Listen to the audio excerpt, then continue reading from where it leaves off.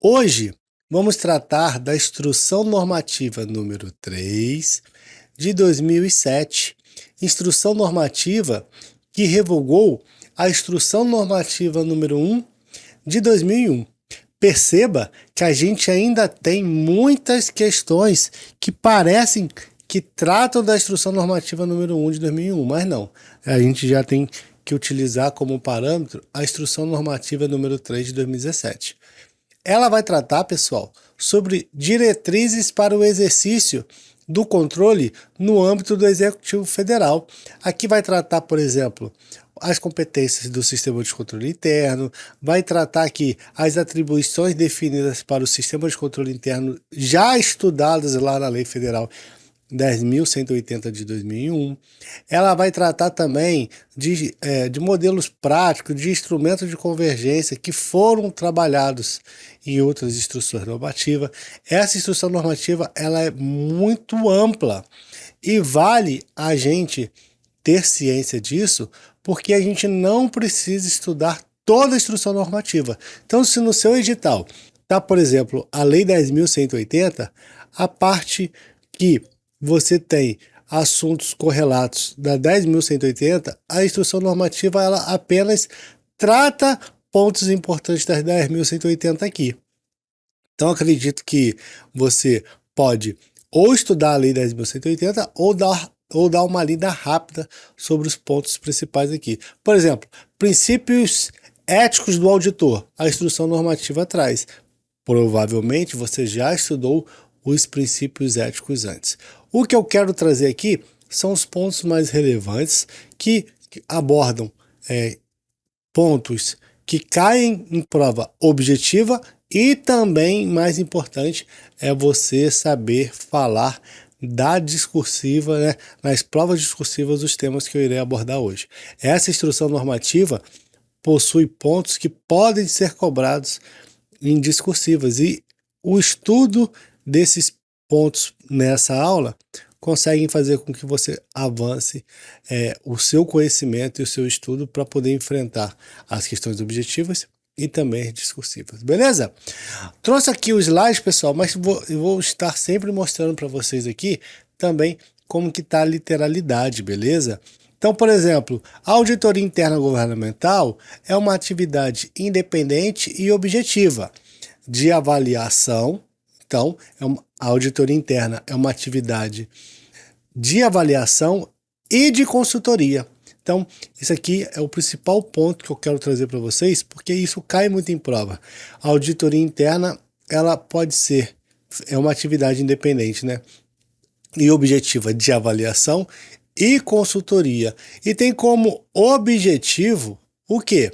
Adicionar valor e melhorar as operações de uma organização.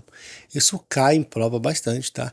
Principalmente essa atividade de avaliação e de consultoria. Ao longo do texto da instrução normativa, você vai ver, por exemplo, algumas regras em relação à consultoria, que acredito que você que já estudou auditoria, você sabe. Por exemplo, uma consultoria, ela não vai trazer a responsabilidade da atividade de consultoria, trazer a responsabilidade de estar tudo certo naquela organização. Nem a auditoria traz isso. Então, por exemplo, a administração ela precisa elaborar suas demonstrações contábeis. O fato de ter tido auditoria não traz para o auditor a consequência de ser responsável por essas demonstrações, muito menos a consultoria. Então, perceba que o objetivo da consultoria, dessas atividades de avaliação, é para adicionar valor, melhorar as operações de uma organização e não tirar a responsabilidade do administrador. Você vai ver esse tipo de pegadinha em provas. E, professor, eu não erro isso. Será? Porque às vezes a banca ela consegue te confundir, né? Consegue trazer palavras bonitas ali que fazem com que você se esqueça de pontos importantes e pontos conceituais da matéria. Beleza? Então, o objetivo é adicionar valor e melhorar as operações das organizações públicas. Atua também com uma abordagem sistêmica e disciplinada para avaliar e melhorar o quê? Aí entra aqueles pontos principais, né? Governança, gerenciamento de riscos e controles internos. Pessoal, quando você estiver lendo a instrução normativa, você vai perceber tudo isso que eu estou falando durante o texto, tá? Então, peguei aqui os pontos importantes que normalmente caem em prova. Então, abordagem sistêmica e disciplinada para avaliar e melhorar a governança, o gerenciamento de riscos e o controle interno. Pessoal, no Poder Executivo Federal, a auditoria interna deve seguir o referencial técnico que estabelece requisitos fundamentais para a prática profissional e critérios de avaliação do desempenho da auditoria governamental. Tá aqui. Então você vai ver que no item 2 aqui fala, ó, no âmbito do Poder Executivo Federal, a atividade de auditoria interna governamental deve ser realizada em conformidade com o presente referencial técnico. Então, a Instrução Normativa número 3 de 2007, ela é o referencial técnico que deve ser ali a diretriz das atividades de auditoria interna governamental. Ela estabelece, por exemplo, os requisitos fundamentais para a prática profissional e para a avaliação do desempenho da atividade de auditoria interna governamental.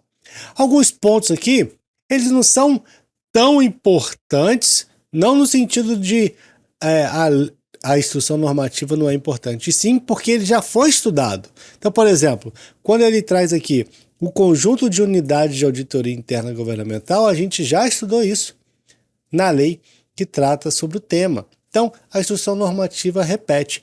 Eu acredito que você deva olhar essa instrução normativa como um grande resumo de todos os principais pontos que você tem da matéria, tá? Então, por exemplo, aqui você vai ter os princípios éticos do auditor, como eu falei para vocês. Vocês vão ter aqui, por exemplo, os assuntos relacionados a gerenciamento de risco, da autonomia técnica da auditoria. Então, por exemplo, princípios fundamentais para a prática de auditoria interna governamental. Perceba que você tem, ó, integridade, proficiência, asilo profissional, autonomia técnica e objetiva, alinhamento das estratégias, objetivos e riscos da unidade auditada, atuação respaldada em adequado posicionamento e em recursos apropriados, qualidade e melhoria contínua e comunicação eficaz. E é importante você ter essa instrução normativa aí no seu material de resumo, porque isso pode cair e você às vezes ficar em dúvida. Poxa, eu não lembro de ter estudado, por exemplo, qualidade e melhoria contínua. Tá previsto aqui na instrução normativa número 3 de 2007. Pessoal, uma dica que eu dou para vocês, para poder acessar essa instrução normativa sempre atualizada, vou colocar aqui no Google. Então, vou colocar aqui no Google para vocês, ó. Procure assim, ó, o wiki. Então, vou colocar aqui, ó, o wiki CGU. Então, ó, o wiki CGU, beleza? É o wiki de Wikipédia mesmo. O wiki CGU. Aí você coloca, ó, instrução normativa número 3 de 2007. Você vai pesquisar, você vai achar aqui, ó, tipo um Wikipédia, mas do CGU, tá vendo? Então você aqui vai achar, ó, os referenciais técnicos. Então, toda vez que você tiver aí no seu pós-edital, você pode pesquisar aqui, tipo um Wikipédia da CGU. Então, a gente já achou ele aqui já, ó, instrução normativa. Você tem ele aqui bem atualizadinho, tá? Esse wiki serve tanto para os servidores quanto para vocês que estão estudando. Beleza? Vamos voltar lá no início da matéria para a gente continuar aqui. Pessoal, o que eu quero apontar como muito importante é a seção 2 do capítulo 1. Traz a seguinte orientação para a gente. Os órgãos e entidades da administração pública federal devem atuar de forma regular e alinhada ao interesse público. Tá bom? Forma regular. Para tanto, devem exercer o controle permanente. Perceba as palavras-chave? Então, os órgãos e entidades de administração pública devem atuar de forma regular e devem exercer o controle permanente sobre os seus próprios atos, considerando o princípio da autotutela. É o tipo de início de texto de discursiva. Isso aqui, ó, é início de texto de discursiva. Então, por exemplo, está lá na tua prova, discorra sobre atividade de controle interno no âmbito do Poder Executivo Federal, pode ser estadual, municipal, ou então no âmbito da Constituição Federal. E aí, poxa, professor, eu preciso me acostumar a escrever discursiva. Olha, os órgãos e entidades de administração pública devem atuar de forma regular e devem exercer o controle permanente sobre os seus próprios atos, considerando o princípio da autotutela. Ó, já começou bem. Entendeu? Aí, essas frases fazem com que você demonstre que você tem conhecimento, porque você traz pontos importantes, forma regular, controle permanente, princípio da autotutela, sem parecer que você está enchendo linguiça. Beleza? Então, leve isso aqui para a prova. Essa frase aqui eu quero que vocês escrevam e mande para mim quando vocês estiverem 100% do lado da discursiva, falando, professor, peguei aquela sua dica e sempre coloco o início disso na prova, desse textinho aí na prova. Assim, é responsabilidade da alta administração das organizações públicas, sem prejuízo da responsabilidade dos gestores, né? Dos gestores organizacionais e das políticas públicas, o estabelecimento, a manutenção, o monitoramento e o aperfeiçoamento dos controles internos. Então ele traz ali a responsabilidade da alta administração pública, sem tirar a responsabilidade dos gestores, né? O estabelecimento, a manutenção, o monitoramento e o aperfeiçoamento dos controles internos da gestão.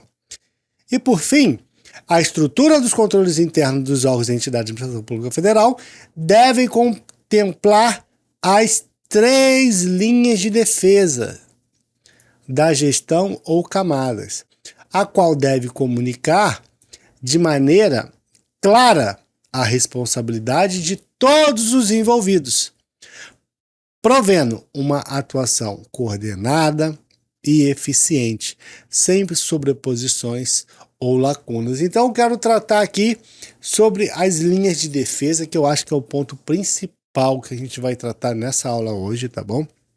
Então, a abrangência. Os órgãos e entidades de administração pública devem atuar de forma regular e alinhada ao interesse público.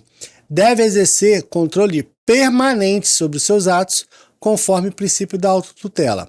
A alta administração das organizações é responsável por estabelecer, manter, monitorar e aperfeiçoar os controles internos da gestão.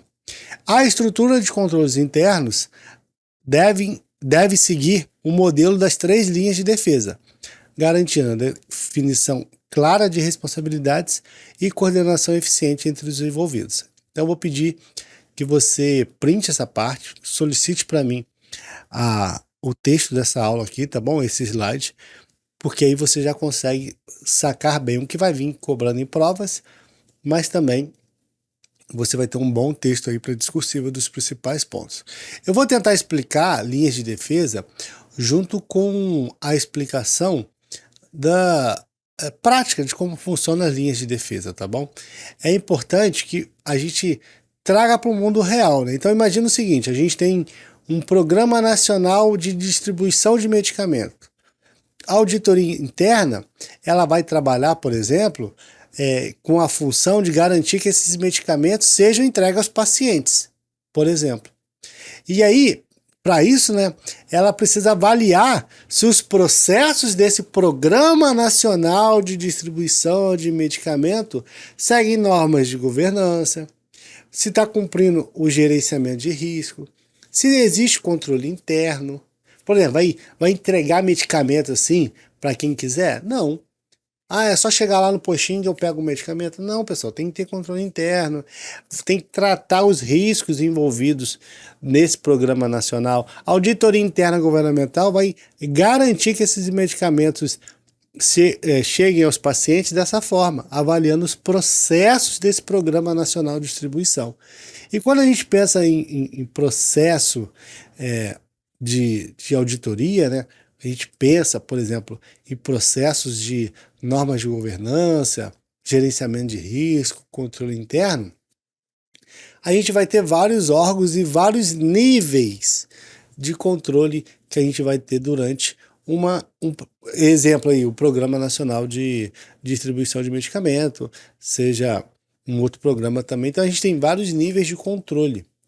A gente sempre tem que lembrar que é a responsabilidade da administração, da alta administração, né, das organizações públicas, estabelecer, manter, monitorar e aperfeiçoar os controles internos da gestão.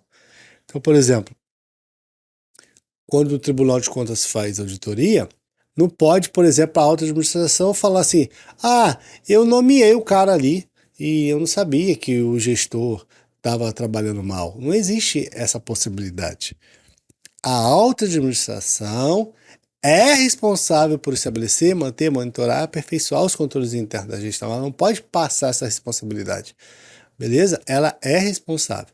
Lógico, os diretores, os gestores precisam estar atentos para ajudar ali a alta administração, né? Por isso que eles são nomeados a isso. Mas não tem como a alta administração dizer que não... tipo assim, tirar a sua responsabilidade só porque nomeou um gestor. Não existe isso, tá? Agora, nesse modelo das 3 linhas de defesa, a gente tem aqui que prestar bastante atenção, porque isso é cobrado em prova, e quando cobrado em prova o pessoal fica muito confuso, e também a gente tem, às vezes, o material passando muito rápido nisso. Então, por exemplo, a gente tem 3 linhas de defesa, tá? Então vamos explicar cada uma. Pensa assim, ó, a primeira linha de defesa, pessoal, ela está relacionada aos gestores operacionais. Então, por exemplo, você precisa fazer, por exemplo, o monitoramento das entregas desses medicamentos. Para, por exemplo, não estrague antes do uso, ou que não seja entregue para quem não tem receita, ou para quem não deva receber. Imagina o seguinte, ó, vou te dar um exemplo aqui. Ó. Imagine que numa cidade a gente tem 30 pacientes que necessitam de remédio para diabetes. Tá bom? E aí, foi lá o paciente 1, 2, 3, 4. Imagina que chega o 30º paciente e os 30 remédios que foram licitados, comprados, estão no estoque. Estão lá, os 30 remédios foram feitos, foram distribuídos. Aí chega o 30º paciente, cadê o medicamento 30? Não, já foi entregue. Opa, já foi entregue? Por que foi entregue? Ué, veio uma pessoa aqui dizendo que precisava de um remédio de diabetes, a gente achou que era a pessoa. A gente não sabia que tinha que ter um cadastro, a gente esqueceu, a gente confiou na pessoa. A gente perguntou, você pega todo mês? A pessoa falou que pega. Então, o 30º paciente que cumpriu todo o protocolo de ter o direito daquele medicamento e retirar até o final do mês, ele ficou sem medicamento simplesmente porque os controles internos da primeira linha não estão satisfatórios. Então, por exemplo, não está tendo um controle ideal do estoque, não tem procedimento claro sobre a entrega desse medicamento. Então, a primeira linha trabalha nisso, trabalha mais relacionado aos gestores operacionais. Então, os gestores operacionais, eles precisam, primeiro, identificar os riscos na compra e distribuição desses medicamentos. Pô, será que tem risco? Olha, existe essa possibilidade de entrega de medicamento a pessoas não cadastradas. Poxa, risco na compra desse medicamento, risco no controle de estoque, risco sobre o procedimento de transporte. Será que esse medicamento precisa de gelo? Não precisa de gelo? Entendeu? Tudo isso está relacionado a quê? a primeira linha de defesa. Ela trabalha no nível operacional. Vamos ver como está escrito a instrução normativa? A primeira linha de defesa, ela é responsável por identificar, avaliar, controlar e mitigar risco. Primeira pegadinha, eliminar risco. Não, mitigar risco, guiando o desenvolvimento e a implantação de políticas e procedimentos internos destinados a garantir que as atividades sejam realizadas de acordo com as metas e objetivos da organização. A primeira linha de defesa contempla os controles primários, que devem ser instituídos e mantidos pelos gestores responsáveis pela implementação das políticas públicas, durante a execução de atividades e tarefas no âmbito dos seus macros processos finalísticos e de apoio, de forma a assegurar sua adequação e eficácia. Os controles internos devem ser integrados aos processos de gestão, dimensionados e desenvolvidos na proporção requerida pelos riscos, de acordo com a natureza, complexidade, estrutura e missão da sua organização. Então, esse texto você tem que levar bastante aí para sua prova, porque normalmente, por exemplo, numa prova do CESP, ele vai cair o texto em si. O que eu quero trazer para vocês aqui é uma explicação para você ter um nível maior de conhecimento, não só a decoreba, né? Porque se for para você decorar, a gente só lia aqui a decoreba. Então, quando você pensar em primeira linha de defesa, você vai pensar nessas situações, de procedimentos claros para compra, transporte, controle de estoque, beleza? É assim que você vai pensar na hora lá da sua prova. E a segunda linha de defesa? Segunda linha de defesa, pessoal, ela atua no nível de gestão. Então, quando a gente fala de segunda linha de defesa, ela vai atuar no nível de gestão, tá vendo? Garantindo, por exemplo, que a primeira linha funcione corretamente. Perceba que nesse caso aqui da segunda linha de defesa, ela vai trabalhar na supervisão e monitoramento da primeira linha. Então, por exemplo, vamos supor que o sistema de transporte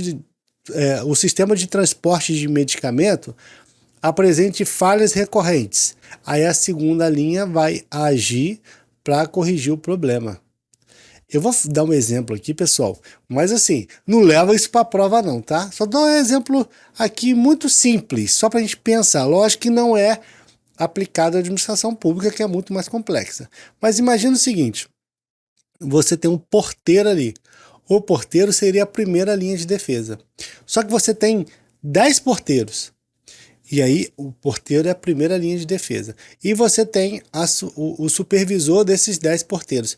Imaginem que existe alguma falha na identificação de algumas pessoas e que vários porteiros estão cumprindo o manual e mesmo assim está ocorrendo a falha recorrentemente. Às vezes ele está esquecendo de cumprir o procedimento por conta do checklist não está muito perfeito. Às vezes ele está cumprindo um procedimento que não está adequado. Então, a primeira linha de defesa é o porteiro. Ele está fazendo um checklist, está cumprindo tudo. Mas a segunda linha de defesa, que faz a supervisão e o monitoramento, percebe que está tendo falhas recorrentes. Nesse caso, ela precisa intervir para corrigir o problema. Então, a segunda linha de defesa seria o supervisor. Mas agora vamos voltar na prova. Ela atua no nível de gestão, ela sai do operacional. O objetivo dela é garantir que a primeira linha funcione corretamente. Então, ela vai ter aqui a responsabilidade de supervisionar, monitorar a atuação da primeira linha, incluindo gerenciamento de risco, conformidade, verificação de qualidade, controle financeiro, orientação e treinamento. No âmbito dos ministérios, a segunda linha de defesa inclui os assessores e assessores especiais de controle interno. Então, muito legal, né? Então, isso você tem que levar para a prova. A segunda linha de defesa também são 3 itens. Ó. As instâncias da segunda linha de defesa estão situadas no nível de gestão e objetivam assegurar que as atividades realizadas pela primeira linha sejam desenvolvidas e executadas de forma clara e apropriada. Essas instâncias são destinadas a apoiar o desenvolvimento dos controles internos de gestão e realizar as atividades de supervisão e monitoramento. Os assessores e assessores especiais do controle interno nos ministérios integram a segunda linha de defesa e podem ter a sua atuação complementada por outras estruturas específicas. Então perceba que o item 13 vai cair demais na sua prova. O início aqui do item 12 vai cair demais, que fala aqui sobre o desenvolvimento dos controles internos, né? Apoiar o desenvolvimento e realizar atividades de supervisão de monitoramento. E também o nível 1, também, o item 11 também vai cair bastante também, porque fala que está situado aqui no nível de gestão. Beleza? E vamos terminar aqui olhando a terceira linha de defesa.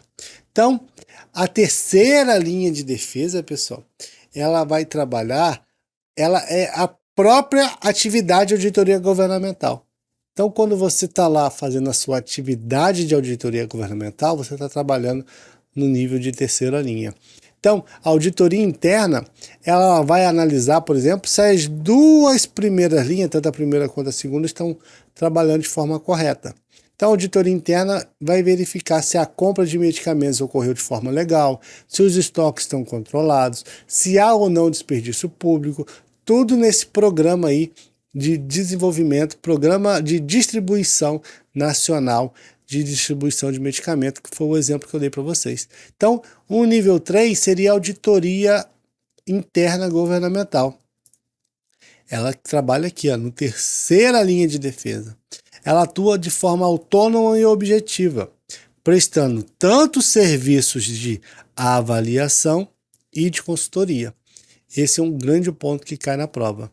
Então, a atividade de auditoria interna governamental, que trabalha de forma autônoma e objetiva, prestando serviço de avaliação e consultoria, está no nível de terceira linha de defesa. Quais os objetivos principais dela? Aprimorar políticas públicas e atuação das organizações e atender a alta administração, gestores públicos e sociedades. As unidades de auditoria interna governamental devem apoiar os órgãos federais na estruturação e funcionamento das duas primeiras linhas. Beleza? Então a gente tem aqui, ó, os pontos principais aí da terceira linha. Então são pontos maiores, tá vendo? A terceira linha é representada pelas atividades de auditoria interna governamental.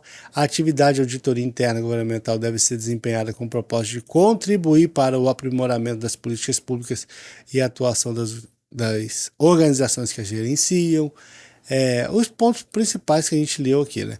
O que cai bastante, olha, os serviços de consultoria representam a atividade de assessoria e aconselhamento, realizada a partir da solicitação específica dos gestores públicos. Os serviços de consultoria devem abordar assuntos estratégicos da gestão, como os processos de governança. Aqui é importante, ó, ao prestar serviços de consultoria, a unidade não deve assumir qualquer responsabilidade que seja da administração. Isso cai bastante em prova, tá? Tanto em prova de múltipla escolha quanto prova de certo ou errado. Beleza? Os trabalhos de avaliação dos processos de gestão de riscos e controles pelas unidades devem contemplar, em especial, os seguintes aspectos. Aí você vai ter lá esses aspectos. Então, por exemplo, item A, adequação e suficiência dos mecanismos de gestão. B, eficácia da gestão dos principais riscos. C, conformidade das atividades executadas em relação à política de gestão de risco da organização. Ah, professor, não tem D e E. Eu consigo fazer D e E, ó. Você vai lá, coloca aqui, ó. Item A, adequação dos mecanismos de gestão. Item B, suficiência dos mecanismos de gestão. Item C, eficácia de gestão dos principais riscos. Item D, conformidade das atividades executadas. Marca a alternativa incorreta. Aí bota um E lá, faz um textinho bonitinho. Por isso que eu vou pedir para você pegar esse item 19 e marcar. Vocês vão achar questões disso. Vocês vão achar. Beleza? Pessoal, consegui aqui trazer os principais pontos que você tem que levar para a prova. Lembre que você precisa saber bem a diferença, né, de serviço de avaliação com os serviços de consultoria. Então, serviço de avaliação envolve análise objetiva das evidências, com o objetivo de fornecer opiniões ou conclusões sobre a execução das metas plurianual. Também tem como objetivo fazer a avaliação da execução dos programas de governo do Orçamento da União, verificar a regularidade, economicidade, eficiência e eficácia da gestão orçamentária e patrimonial. Além disso, fazer fiscalização das aplicações de recursos por entidades privadas. Já os serviços de consultoria, elas representam atividade de assessoria e aconselhamento para gestores públicos, devem focar em assuntos estratégicos como governança, gerenciamento de risco e controles internos, devem ser compatíveis com os valores, estratégias e objetivos da organização auditada, porém tem uma limitação: as unidades não podem assumir responsabilidade da administração pública. Perceba que essas unidades devem avaliar o quê? A adequação dos mecanismos de gestão de risco, suficiência dos mecanismos de gestão de risco, eficácia da gestão dos principais riscos, conformidade das atividades executadas com a política de gestão de risco da organização. Além disso, no âmbito da terceira linha de defesa, você tem as secretarias, os controles internos aqui, exercem auditoria interna de forma concorrente e integrada com as auditorias internas governamentais. Quando a gente tem aqui, pessoal, quando a gente está estudando lá as nossas leis anteriormente, a gente tem que ficar esperto, porque você tem aqui, ó, as secretarias federais, a Secretaria Federal de Controle Interno e também as secretarias de controle interno. Aqui você tem a Secretaria Federal de Controle Interno e aqui as secretarias de controle interno, tá bom? Secretaria Federal de Controle Interno e as secretarias de controle interno. E as auditorias internas singulares, tá bom? As auditorias internas singulares. Aí você anota aí, mas se você não pulou, né, o seu estudo, você pegou isso aqui em outras aulas. Então você tem as auditorias internas singulares, a Secretaria Federal de Controle Interno e as secretarias de controle interno exercem a auditoria interna de forma concorrente e integrada com as auditorias internas singulares. Show de bola, pessoal? Então, 32 minutos aí de aula, a aula ficou bem grande, mas deu para a gente ver os principais pontos dessa matéria. Tranquilo? Então, daqui a pouco a gente volta com mais uma instrução normativa. Dê o like nesse vídeo, se inscreva aqui no canal do Tech e valeu!